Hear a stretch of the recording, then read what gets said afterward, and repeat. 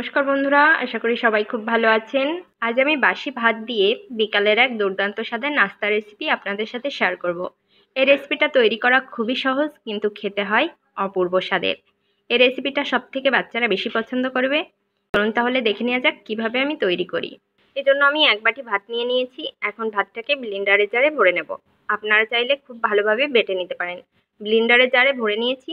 Butter সময় অল্প অল্প জল দেব, খুব বেশি জল দিয়ে পাতলা করে ফেলবেন না। আর যারা শিলপাটায় বেটে নেবেন তাদের জল দেওয়ার প্রয়োজন হবে না। দেখুন ঠিক এরকম হয়েছে। এখন আমি একটা বাটিতে ঢেলে নেব। এই ভাত বাটার সময় আপনারা যদি জল ব্যবহার না করেন সেক্ষেত্রে খুবই ভালো হবে।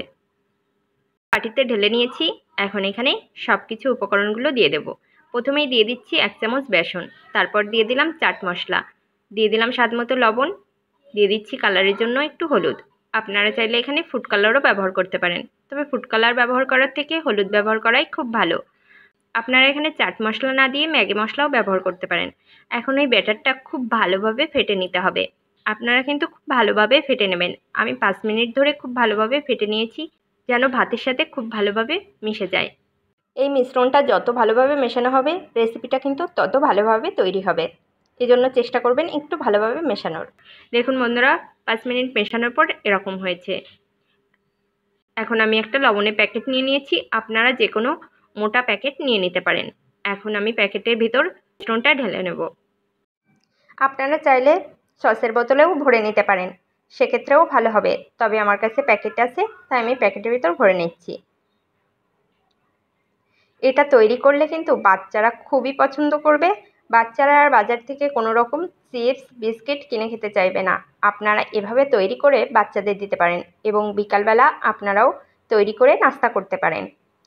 এবং অতিথি আপ্যায়নেও কিন্তু এটা খুবই ভালো হবে। কেউ বুঝতেই পারবে না যে এটা ভাত দিয়ে তৈরি করা। এখন প্যাকেটের ভিতর ভরে নিয়েছি। এখন এর মুখটা আমি ভালোভাবে বেঁধে নেব। আপনারা চাইলে রবার দিয়েও বেঁধে নিতে পারেন। আমি একটা সুতা দিয়ে খুব ভালোভাবে বেঁধে নিচ্ছি, যেন চাপ দিলে উপর থেকে বের না হয়ে যায়। দেখুন বন্ধুরা, এখন এই এক পাশটা আমি সুন্দর করে কাঁচি দিয়ে কেটে নেব।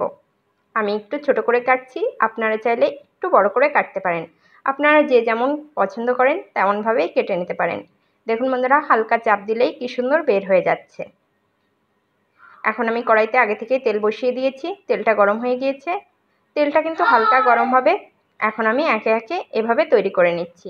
আপনারা এভাবে করে দেখুন, হালকা ঝাঁকা দিলেই কিন্তু পড়ে যাবে বা কেটে যাবে। এভাবে আমি দিয়ে দেব। একসাথে অনেকগুলো দেবেন না, তাহলে কিন্তু একটার সাথে একটা জোড়া লেগে যাবে এবং ছাড়াতে একটু দেরি হবে। একটু ফাঁকা ফাঁকা করে দেওয়ার চেষ্টা করবেন, দেখবেন খুবই সুন্দরভাবে এটা ভাজা হয়ে যাবে। আমি এক ব্যাচ দিয়ে দিয়েছি এবং 1 মিনিট রাখার পরেই দেখুন বন্ধুরা কত সুন্দর হয়ে গিয়েছে। এখন আমি উল্টে পাল্টে খুব সুন্দর করে ভেজে নেব। তবে ভাজার সময় খেয়াল রাখতে হবে চুলার আঁচ যেন একটু কম থাকে। কম আঁচে যদি সুন্দর করে এটা ভেজে নেন তাহলে খেতে খুবই ক্রিস্পি হবে। দেখুন বন্ধুরা, আমি সুন্দর একটা কালার করে ভেজে নিয়েছি। এখন আমি উঠিয়ে নেব। দেখুন দেখতে কত সুন্দর হয়েছে। বাজারে যে কুরকুরিগুলো কিনতে পাওয়া যায় সেগুলো কিন্তু এর কাছে হার মেনে যাবে। এখন আমি আরেক পদ্ধতিতে দেখাচ্ছি যে কিভাবে আপনারা তৈরি করবেন। দেখুন বন্ধুরা, এভাবে আপনারা ছোট ছোট করে নিতে পারেন। একটা ছুরি কিংবা একটা চামচের সাহায্যে এভাবে আপনারা কেটে কেটে দিতে পারেন। যখনই একটুখানি চাপ দিয়ে বের হবে তখনই এভাবে ছুরিটা দিয়ে আলতোভাবে চাপ দিলেই কেটে যাবে।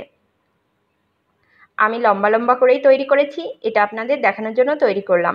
এভাবে ছোট ছোট করে তৈরি করলেও কিন্তু খুব সুন্দর হবে এবং এভাবে তৈরি করলে একসাথে অনেকগুলো দেওয়া যায়। এটাও আমি খুব সুন্দর কালার করে ভেজে নেব। দেখুন বন্ধুরা, আমি খুব সুন্দর কালার করে এভাবে আমি সবগুলো ভেজে নিয়েছি।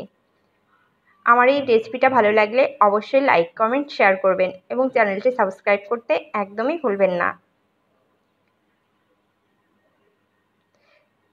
দেখুন কত সুন্দর হচ্ছে।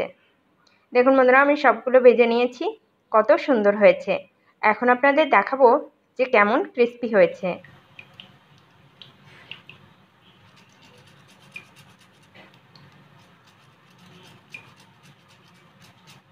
বন্ধুরা, শব্দ শুনে নিশ্চয়ই বুঝেছেন যে কতটা ক্রিস্পি হয়েছে এবং খেতে কত ভালো লাগবে।